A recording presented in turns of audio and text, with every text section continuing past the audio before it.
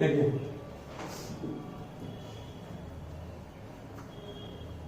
Topic हम लोग का है elastic collision in one dimension. में भी आपको हम जिस इलास्टिक कॉलिजन की बात कर रहे हैं वो elastic collision perfectly elastic collision है, या उसी का एक और नाम है आइडियल इलास्टिक कॉलिजन। समझो तो बाद में करना, जितना भी आपको पढ़ाए collision, in every type of collision, इस चीज को नोट कर लेना हमेशा के लिए कि इन एवरी टाइप ऑफ कॉलिजन, किसी भी टाइप का कॉलिजन हो, चाहे इलास्टिक हो, इनइलास्टिक हो, परफेक्टली इलास्टिक हो, या इसका एक और नाम क्या है ideal elastic collision. In every type of collision, हर एक टाइप के कॉलिजन में the momentum remains constant forever. मतलब कि मोमेंटम हर हाल में हर जगह क्या होगा, सेम होगा, कभी चेंज नहीं करेगा। जितना मोमेंटम शुरुआत में है उतना मोमेंटम टकराने के बाद के वक्त भी होगा, उतना ही मोमेंटम बाद में भी होगा, हर जगह एवरीवेयर। ठीक है, मोमेंटम किसी टाइप का कॉलिजन हो, चाहे वो इलास्टिक हो या इनइलास्टिक हो या फिर परफेक्ट इलास्टिक हो, अब आपको तीन निकाल दे, उन तीनों में किसी टाइप के कॉलिजन में टोटल मोमेंटम जो शुरुआत में था या जो बाद में है या जो बीच में है, बीच का मतलब क्या हुआ, on the time of colliding, तीनों केस में सेम होगा। और यहाँ परफेक्टली इलास्टिक लिखा है, इसका मीनिंग एक्चुअल में क्या है इस पर गौर कीजिएगा। मान लिया जाए कि दो बॉडी हमारे पास है, ये बॉडी का मास सपोज करो m1 है, इस बॉडी का मास m2 है, ये मूव कर रहा है u1 से, ये मूव कर रहा है u2 से। ठीक है, ये दोनों आपस में यहां पर टकराया, टकराने के बाद दोनों का शेप कुछ इस तरह से हो गया।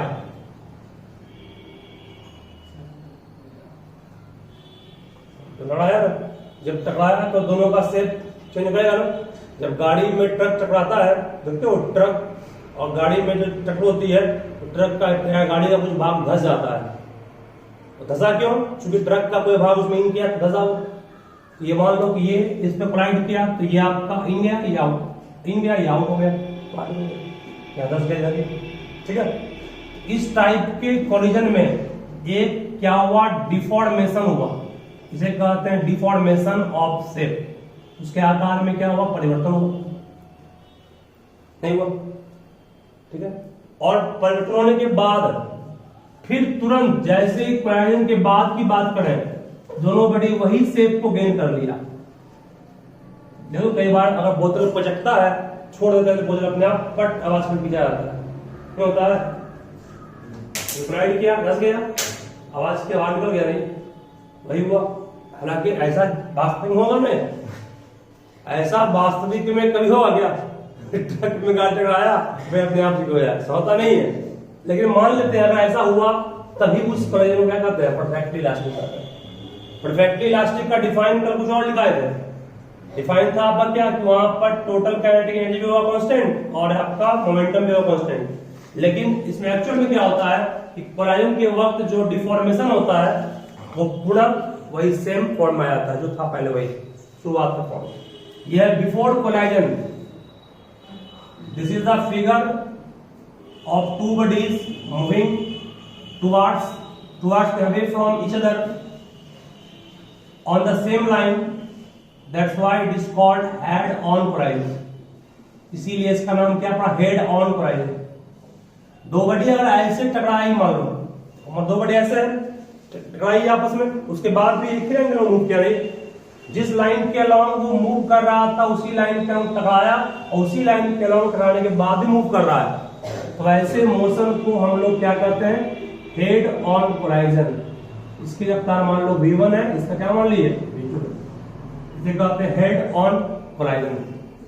हेड ऑन का मतलब क्या हो गया, हेड ऑन का मतलब हुआ लाइन ऑफ मोशन टकराने से पहले भी वही रहे और टकराने के बाद भी वही रहे। एक होता है ऑब्लिक collision, एक क्या होता है ऑब्लिक कोलाइजन। कहोगे सर ये क्या होता है? ऑब्लिक कोलाइजन का मतलब हुआ कि एक बॉडी ऐसे मूव कर रहा है, दूसरा बॉडी ऐसे मूव कर रहा है, दोनों एक दूसरे से दूर मूव कर रहा है। ये स्लो मूव कर, ये फास्ट मूव कर रहा है, स्लो मूव कर रहा है। मतलब ये 4 मीटर पर सेकेंड से मूव कर रहा है, ये 2 मीटर पर सेकेंड से मूव कर रहा है। दोनों आपस में इस तरह यहां टकराएगा, लेकिन इसका लाइन ऑफ मोशन ये है, इसका लाइन ऑफ मोशन ये है। दोनों का लाइन ऑफ मोशन अलग अलग है ना, ये इस लाइन में जा रहा है, ये इस लाइन में जा रहा है, लेकिन दोनों टकराया कि दोनों किनारे का भाग टकराया नहीं। कई बार देखते हो ट्रक जा रहा है ऐसे, आप आ रहे हैं ऐसे, तो कभी कभी ऐसे टकराते हैं ना, इस टकराहट को कहते हैं क्या हम लोग ऑब्लिक। सामने भिड़ गए हमें से, मर नहीं जा रहे हैं, तब क्या होगा हेड ऑन हो गया, माथा भी जा रहा है, ठीक है, हेड ऑन कोलाइजन, ठीक है। किनारे से टकराया हो तो क्या हो गया ऑब्लिक कोलाइजन, ठीक है।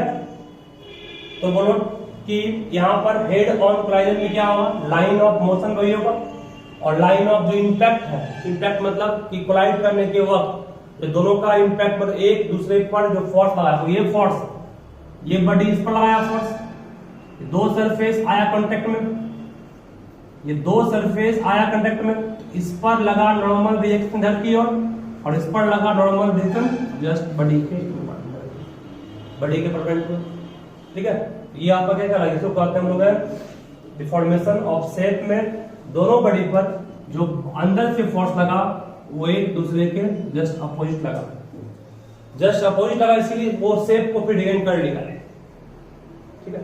तो इस टाइप के कोलाइजन का नाम क्या है, हेड ऑन कोलाइजन भी है। इसको परफेक्ट इलास्टिक कब कहेंगे, जब डिफॉर्म हुआ फिर से कोई गेन कर लिया, ठीक है।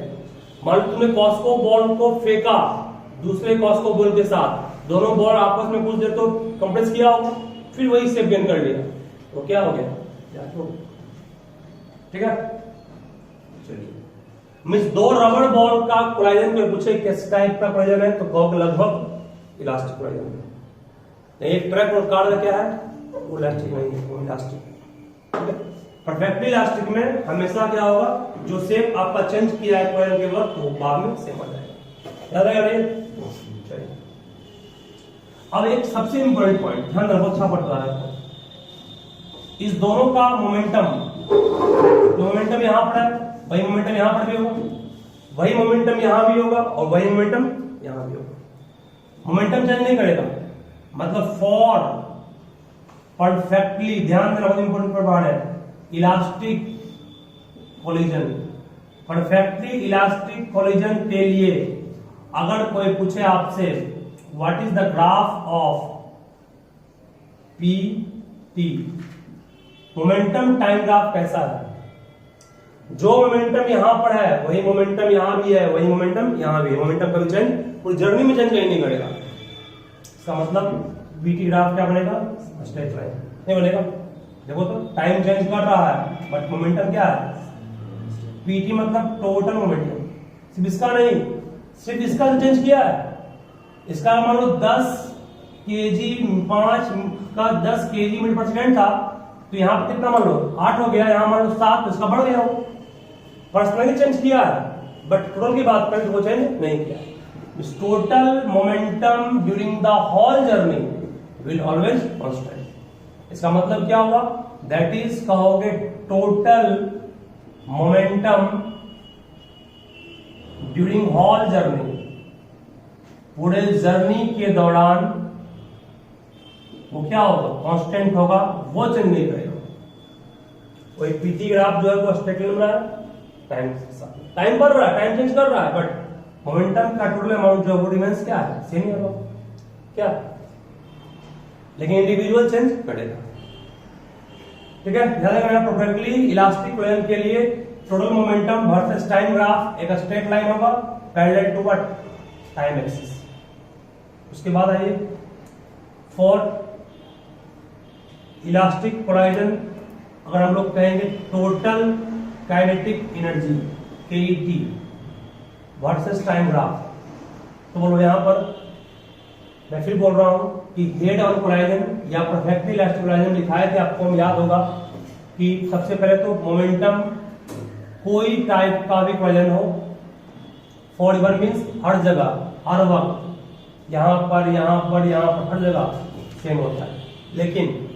लेकिन परफेक्ट इलास्टिक में लिखा है भी आपको थे कि total final kinetic energy equal to क्या, और टोटल इनिशियल काइनेटिक एनर्जी, वो कंजर्व होता है। बीच में सेम नहीं होगा। और क्यों सेम नहीं होगा? जब दोनों मूव कर रहा था इसका स्पीड अधिक है, इसकी स्पीड कुछ कम। जब टकराया तो दोनों की स्पीड एकाएक कम हो गई, नहीं हो गई। जब स्पीड ही कम हो गया तो के भी कम हो गया, इसके चेंज कर गया होगा।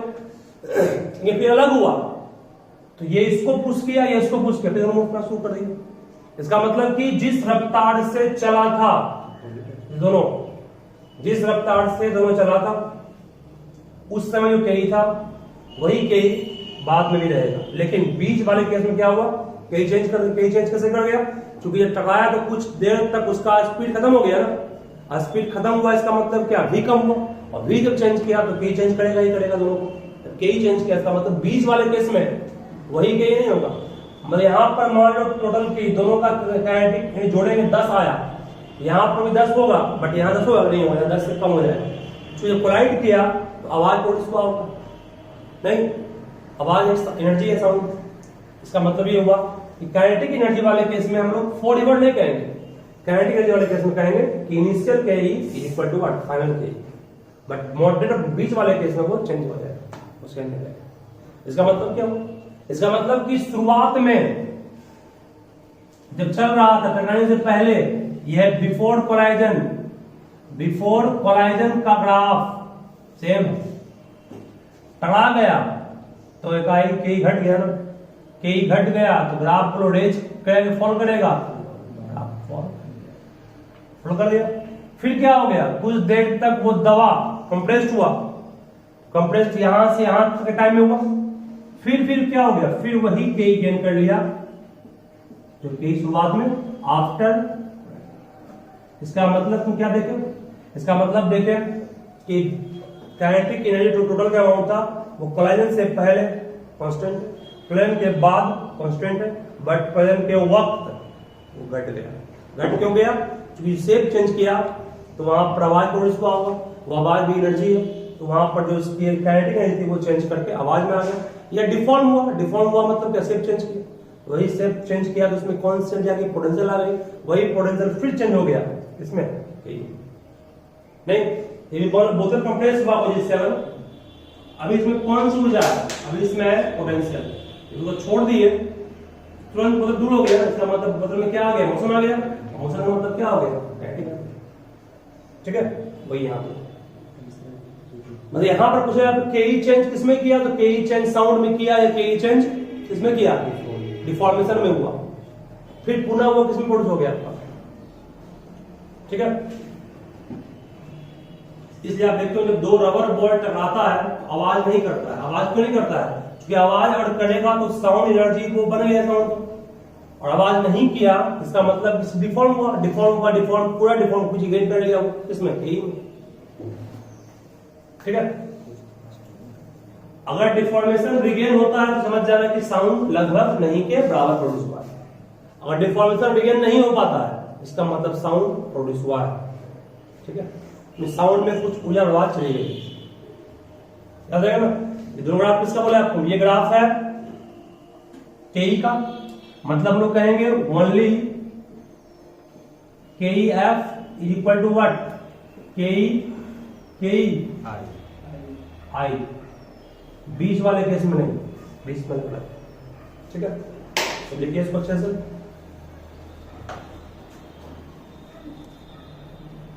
कोलाइजन और ऑब्लिक कोलाइजन का मतलब क्या ठीक है।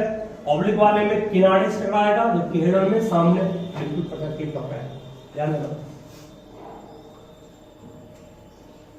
लिखोगे यहां पर पढ़ा, एक minute. Total final momentum equal to पढ़ाए थे टोटल इनिशियल मोमेंटम, पढ़ाए ना। और क्या पढ़ाया, टोटल काइनेटिक एनर्जी जो फाइनल थी वही किसकी इक्वल होगी, टोटल के इनिशियल। टोटल इनिशियल मोमेंटम और फाइनल, टोटल इनिशियल काइनेटिक और फाइनल। पी आई का मान क्या होगा, मोमेंटम पढ़े हो मास into velocity, m1 u1 plus कितना m2 u2, ये हुआ टोटल इनिशियल मोमेंटम। नहीं, मोमेंटम का मतलब होता है m into v, mass into velocity plus mass into velocity equal to क्या होगा, mass into velocity plus mass into velocity. सही है। यहाँ u को मानना पड़ेगा क्या, बड़ा है u किसी u2 से तब राइट करेगा। तो यहाँ से आप बोलिए और m1 को साथ करें, m1 कॉमन निकाल लेंगे, u1 माइनस क्या होगा, u1 माइनस v1, और यहाँ से m2 कॉमन निकालेंगे तो क्या आएगा, v2 माइनस u2। कोई दिक्कत किन्हीं को है तो बोलिए।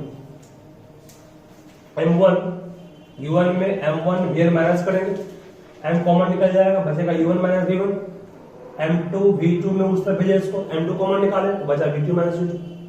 स्टॉप किया इसको, इस बार के आई half into m v square means u1 का square plus half into m into v square means u2 का square equal to half into m into v1 का square half into m into v2 का। पढ़े हो ना कि half m v square, वही half m v square. इसमें भी m1 वाले टर्म को साफ करोगे, हाफ कॉमन आएगा इस टर्म में, इस टर्म में m1 कॉमन आएगा, क्या बचेगा u1 का स्क्वायर माइनस v1 का स्क्वायर। इस दोनों टर्म को साफ करोगे फिर हाफ उस तरफ जाएगा, m2 जाएगा, क्या बचेगा u2 का स्क्वायर माइनस v2 का स्क्वायर। यहां से हाफ हाफ तो कट गया आराम से, m1 u1 का स्क्वायर को u1 प्लस v1 इंटू क्या कहेंगे, u1 माइनस v1 कहेंगे, a square minus b square, a plus b into a minus b, remain same रह गया। यहाँ भी m2 बाहर रहेगा, u2 plus v2 into u2 minus v2, इसको माने इक्वेशन 2। तो दिक्कत नहीं है। चलिए अब दोनों इक्वेशन को डिवाइड करेंगे, डिवाइडिंग 1/2, डिवाइड क्यों कर रहे हैं, डिवाइड करेंगे एक टर्म कट जाएगा तो नहीं, डिवाइड तो m1 भी कट जाएगा, ये भी कट जाएगा, क्या बचेगा 1/u1 प्लस v1, यहाँ क्या बचेगा 1/ये m2 कट जाएगा, ये भी कट जाएगा,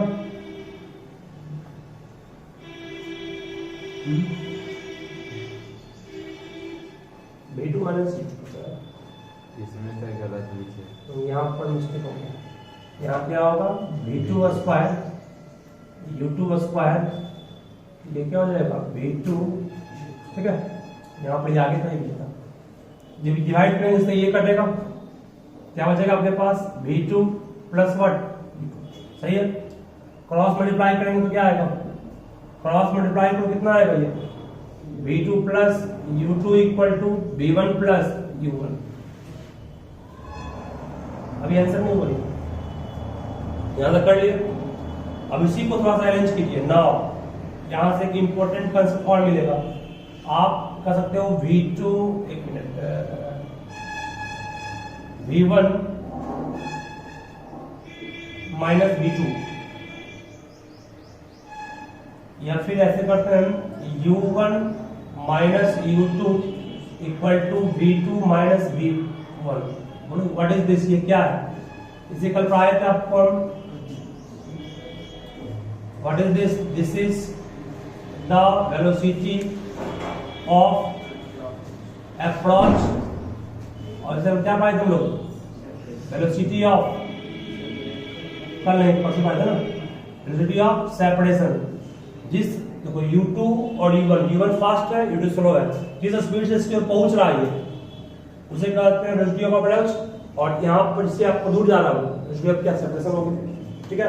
इसी में एक चीज और आप बोलिए, u1 और u2 का डिफरेंस जो है उसका एक और नाम दे सकते हो, क्या तो क्या बोल सकते हो, पढ़ाए थे आपको, जब कोई दो बॉडी सेम डायरेक्शन में मूव करता है, ये मूव कर रहा है 4 से, ये मूव कर रहा है 3 से, तो इसको इसका मोशन कितना लगेगा, जब दोनों एक दिशा में मूव करता है तो पढ़ाए थे आपको रिलेटिव निकालने के लिए दोनों को माइनस करते हैं, तो 4 में 3 गए, इसका मतलब यहाँ माइनस हुआ ना, इसका मतलब ये क्या हो गया, रिलेटिव वेलोसिटी नहीं हो गया, रिलेटिव, ये हो गया relative velocity of u1 with respect to u2, और ये क्या हो गया, relative velocity of v2 with respect to v1। या क्या हो गया, relative velocity before collision is equal to what, relative velocity after collision. नहीं हो गया, मतलब इसको और हम लोग एक वर्ड क्या कर सकते हैं, relative velocity before collision equal to relative velocity after collision. क्या रहेगा, मतलब कि यहां से इस प्रूफ करने से यहाँ दो चीज मिला हम लोग को, एक तो वेलोसिटी ऑफ अप्रोच हमेशा इक्वल होगा किसके, वेलोसिटी ऑफ सेपरेशन में, किसमें, परफेक्टली इलास्टिक कोलाइजन में, और relative velocity of before collision is equal to relative velocity after collision. Of नहीं होगा, ठीक है ना, इसको ध्यान रखिएगा और नोट कीजिए फर्स्ट। लास्ट का टर्म तो लिखोगे relative velocity before collision equal to relative velocity after collision. चूंकि डिफरेंस जो होता है वेलोसिटी का उसको हम लोग कहते हैं रिलेटिव वेलोसिटी। डिफरेंस क्यों हुआ, क्योंकि बॉडी सेम डायरेक्शन में मूव कर रहा है, अपोजिट कहेगा तो क्या होता है, प्लस होता है।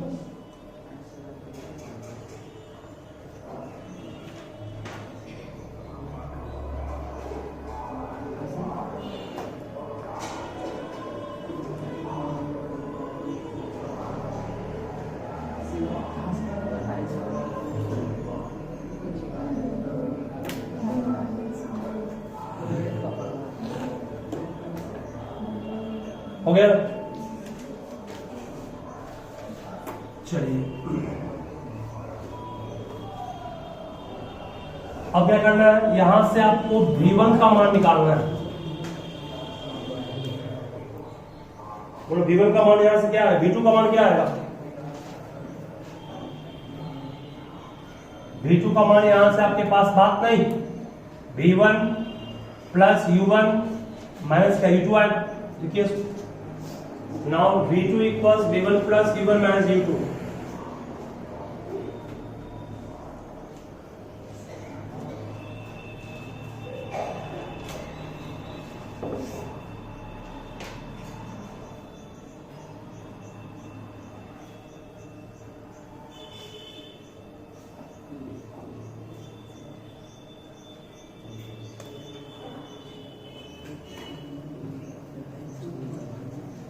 ठीक है, अब यहां से करो तुम इस v2 के मान को पुट करोगे इसमें, इस v2 के मान को पुट करोगे इक्वेशन 1 में, v2 यहाँ है ना, यहां पुट करके v2 का मान v1 निकाल लोगे, v2 का मान यहां पुट करेंगे, क्या निकालेंगे, v1 निकालेंगे, क्या आएगा देखो, m1u1 plus m2u2 equals m1 v1 plus m2 into यहाँ v2 वहां क्या पुट करेंगे, v1 plus u1 minus u2 put कर दिए।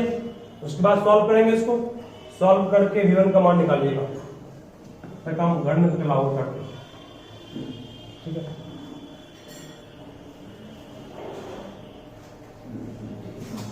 बहुत कम हो जाएगा भैया, उसमें सर पुट कर देने से नहीं है, इसमें इक्वल टू के बाद नहीं, मास वहां पर कट नहीं करना, मास रहेगा, मास कट मतलब उसमें पुट कर, मास रहेगा वहां कुछ फिर ब्रैकेट तोड़ना पड़ेगा, बिना ब्रैकेट तोड़े बनेगा।